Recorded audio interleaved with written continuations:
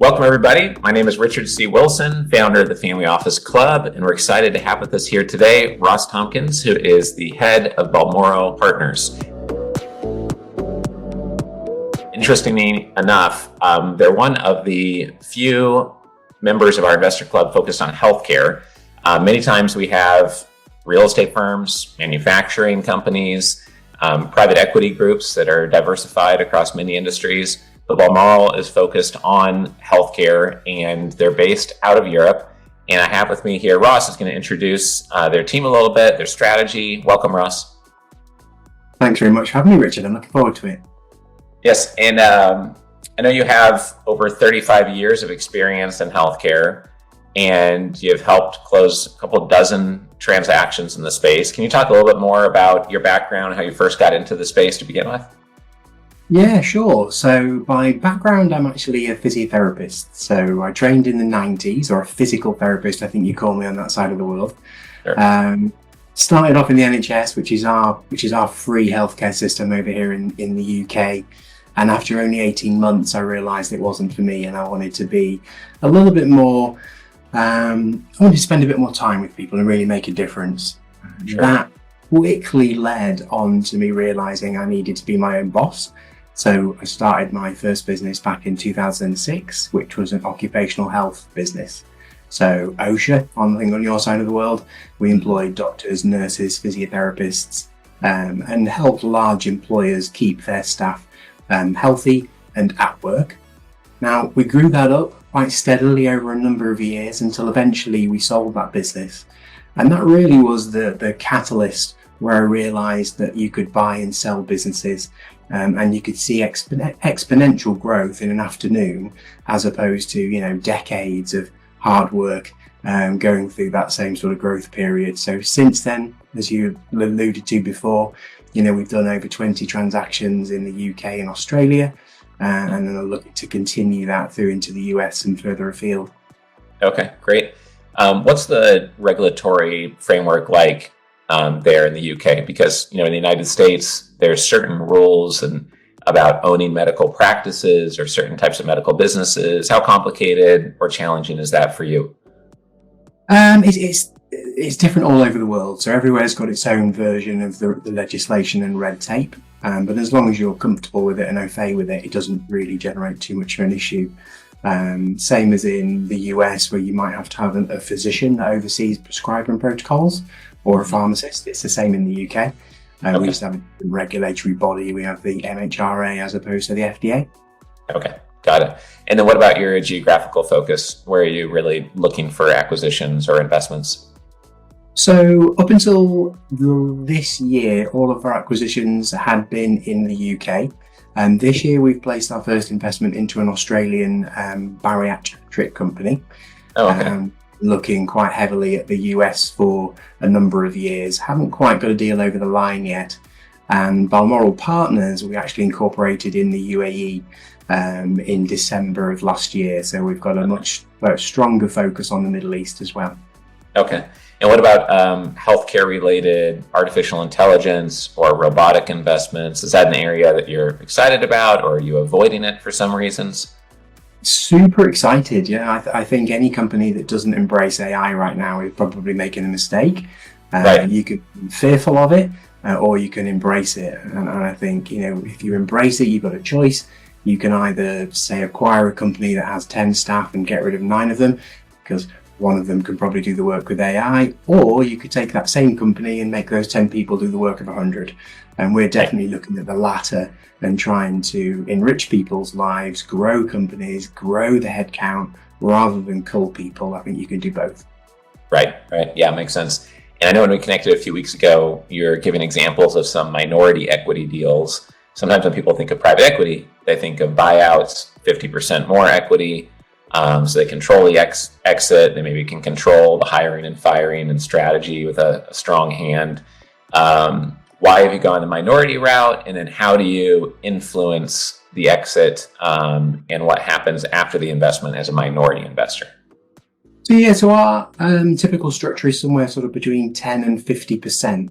Where we'll come on board more of the strategic advisors. So it's companies that know they are destined for more, but they don't quite know how to do it. So they're looking for access to capital, or they're perhaps looking for expertise, networks, relationships. And that's what we've realized over the last few decades that we're good at.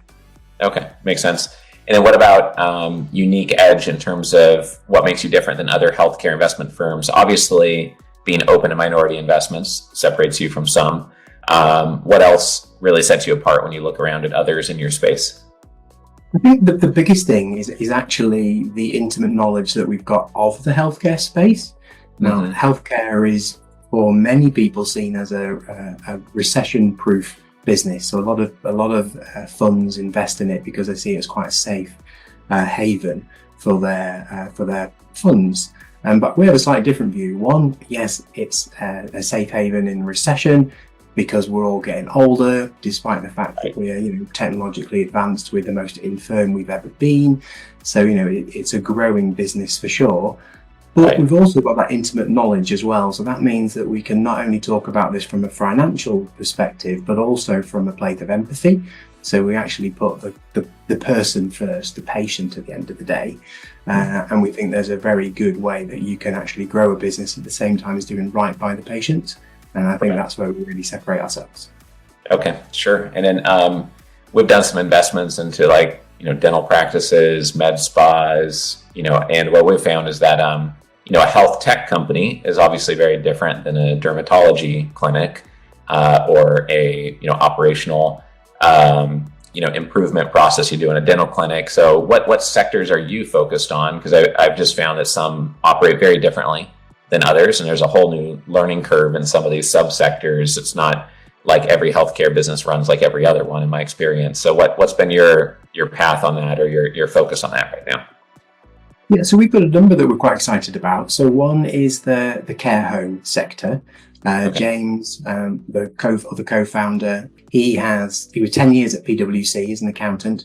Then he went on to be the head of mergers and acquisitions for HC1, who are the largest healthcare provider private in the UK. They have 20,000 employees, 800 million in revenue, and he did 500 million in transactions for them over the last few years. So we've got a great knowledge of the care home space. And that in that space alone, we know by 2050, there's 200,000 too few beds available for the amount of people that are going to be over 65 and in need. So there's a huge area there of growth. Also, a passion of mine is, you mentioned med spas, hormonal health. This, I think, is a real growth area, particularly with GLP-1s sweeping the world over the last couple of years with the weight loss medications and peptides. There's huge strides being made there, and I think the peptide therapy combined with now the next frontier of medicine being psychedelics as well, there's going to be a lot of big changes happening in medicine over the next decade or so. Right. Yeah. I think that, cannabis got legalized in many states in the United States. And I feel like psychedelics are, on that same path over time, sometimes moving faster than other years, it seems, but it seems like it's on that path here in the US at least. And in terms of your deal sizes, what do you do to get around the fact that most of the time when someone has 1 to 3 million, or especially 3 to 5 million of EBITDA or profits, they're getting offers every month from someone. Do you just win them over with the advisory approach? And you're obviously providing way more than capital. You're really providing those insights and opening doors to distribution, et cetera. Or how do you compete out there in the marketplace? Very much the latter there. So it's this full complement of services that we offer, where it isn't just access to capital, but it is access to networks, to supply chains, and to all of our existing network. And that's what really does separate us, I think, from the other people that are out there. Okay. And what about deal size? Do you work with startups mostly, or 5 million plus in EBITDA? What's the focus? So 1 to 5 million revenue, sort of 500,000 to 2 million EBITDA seems to be about the sweet spot before the multiples become too high, which are too large for us at the current stage of our own evolution, and too small, then it's just too much of a headache. I don't think they're quite ready to grow. Right. Got it. And are you approaching it as kind of a find a platform company and then little bolt-on companies in the same industry, or if you have 20 or 30 holdings at Balmoral Partners, are you looking to have them all be very diverse in nature? What's kind of been your approach strategy wise? So far, we've bought a medical supplies and pharmaceuticals business, a medical device company, a domiciliary care or home care company. We're just in the final stages of a care home business. We then have a dietetics company. We have a men's health company, and each one of those can be acquisitive. So the goal is that Balmoral Partners will have 25, 30 verticals, all of them broadly under that health umbrella, and each of those will be acquisitive. So it should very much be an accumulative thing. So with this first year, we're going to look to do 10 acquisitions. We've done 6 in the first half. And then next year, we'll have the 10 from this year, but we'll all hopefully do another acquisition, and then we'll have the new ones from next year. So the returns for our shareholders should just grow exponentially. Sure. And then what about the timeline? So if you meet somebody today, like let's say that one of our listeners is in the healthcare space and they'd like to work with you, what's kind of the general timeline they should expect to, meet with someone like yourself and then actually negotiate and close the transaction? Is that 9 months, 3 months, 2 years? What's the general timeline? I don't think there's a hard and fast rule that we've discovered. I wish there was. The quickest we've ever done something is probably 3 months. Okay. And the last deal we've just done, which we just signed at back end of last week, I started talking to them in 2019. Sure. So that's 6 years. Right. Yeah. What about deal structure? Is there anything unique that you offer to CEOs that you invest into their companies, or anything unique you offer to investors on the deal structure side of things? I think again, it comes down to the fact that we're quite dynamic. So there isn't just a one size fits all. We're not a cookie cutter solution where it's going to be X, Y, and Z, and you're going to get what you're given. We really do work with the founders, work with the senior management to make sure there is a good fit. So in some instances, it might be we come in with 10%. Some people, it might be more.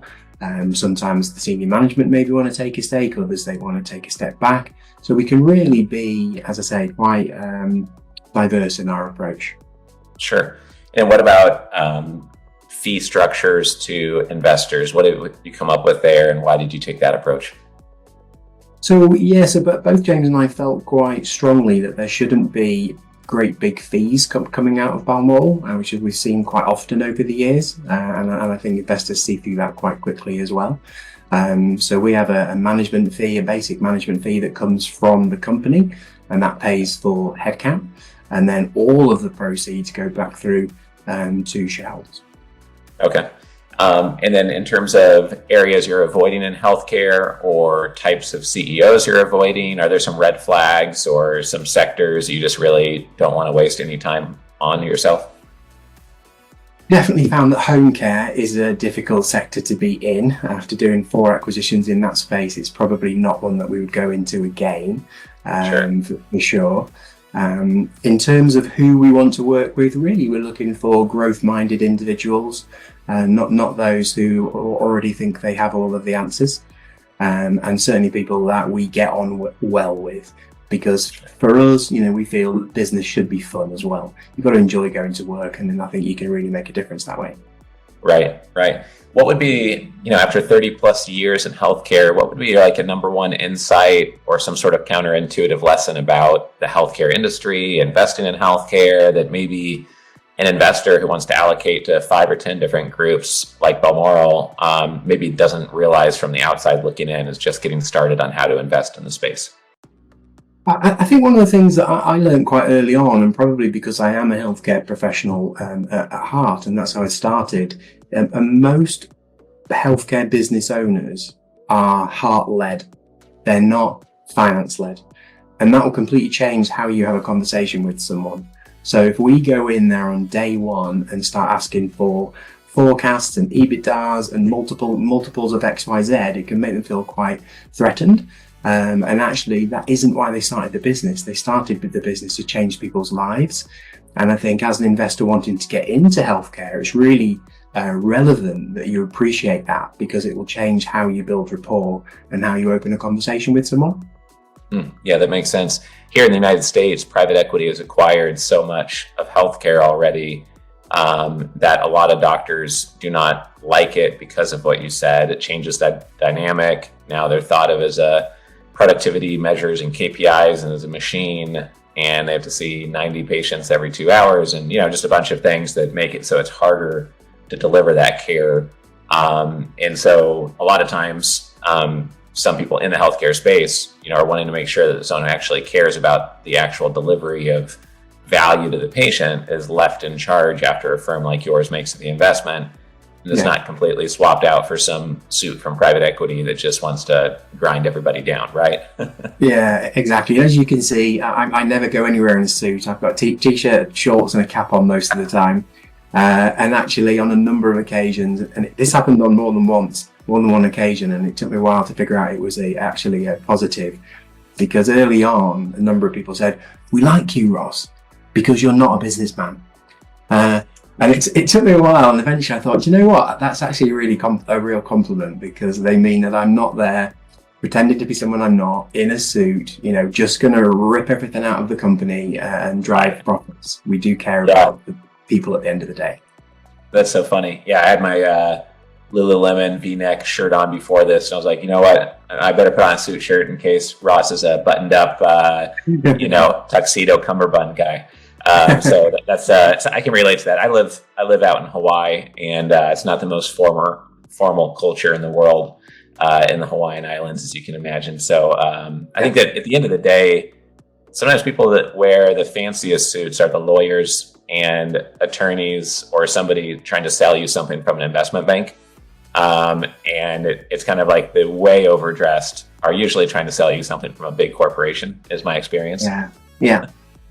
Yep. What else should I have asked you that I have not yet, about your model, about healthcare, about investing in healthcare, etc.? To be honest, Richard, I think we've covered most things. I think the one thing I really wanted to get across is firstly, it's our experience, our deep experience in healthcare. We're not just there talking about it. We've lived it. We've been in it for 30 odd years. Myself, James, and our senior advisor, one of our board members, have done over $1 billion of transactions in the last 3 or 4 years alone. So we're not brand new to this space, either as a provider or as a fund manager as well. So I think that's probably the most important thing. And then the second part, which again we talked about, was the fact there is this big difference between being heart-led and being putting the patient or the client first, and still having a profitable business as well. Right. I think one thing that stood out to me in reviewing my notes here before we started was just that so many private equity companies used to only look at 5 to 10 million EBITDA. And then if they were lower middle market, 3 to 5 million EBITDA. It seems like with your focus on 1 to 5 million in revenue, you're maybe catching some of these platforms before they get on the radar of the private equity firms that at a very minimum usually look at 1 to 2 million EBITDA to even be worth their time to look at. It seems like that's a pretty unique feature, that combined with the minority equity stake approach that you're open to. Those two things, to me, just from running our investor club for 18 years, I don't think I've met someone else in healthcare that really has that type of a focus. So that kind of stood out, in my notes while getting ready here. What's the best way for someone to reach out and get a hold of your team? Maybe they have a business that they invested in, or they were involved in a startup and now they're ready for private equity capital from someone like yourself. Or maybe they're a doctor, dentist, or a family office investor, and they want to invest back into healthcare, and they liked what you said. I mean, what's the best way for them to get in touch with you and your team? Obviously through your directory would be one, straight to our website, which is balmoralpartners.global, or from a social media perspective, then I'm most active on LinkedIn. So just my name, Ross Tompkins. So I post on there several times every day. So that's a good place to get me as well. Great. Sounds good. If anybody listening is already in an email conversation with myself, or you see me at one of our investor club events, just let me know if you need an introduction to Ross, and happy to do so. So I appreciate your time here today, Ross, and thanks for all your insights. Thanks, Richard. Have a great day. Take care.